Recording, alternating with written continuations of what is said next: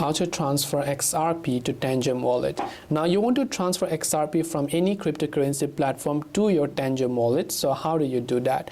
Now for that we have to copy the Tangem Wallet address or the XRP wallet address from Tangem Wallet. More specifically, open the Tangem Wallet app and log into your account.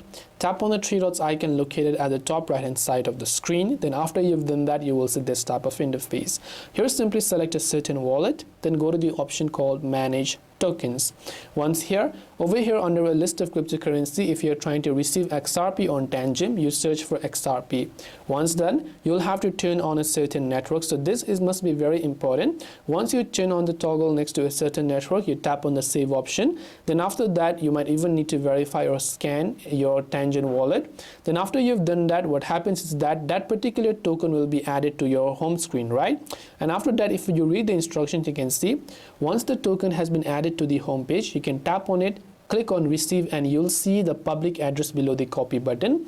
Once you copy the XRP wallet address, now using any exchange or any other wallet like maybe Coinbase or Binance, you can tap the send XRP option, then paste the wallet address. But the only thing you need to be careful is if you're trying to send XRP, you must actually copy XRP wallet address, and on the sender also you must click on send XRP. You cannot select send Bitcoin but then paste the Solana wallet address.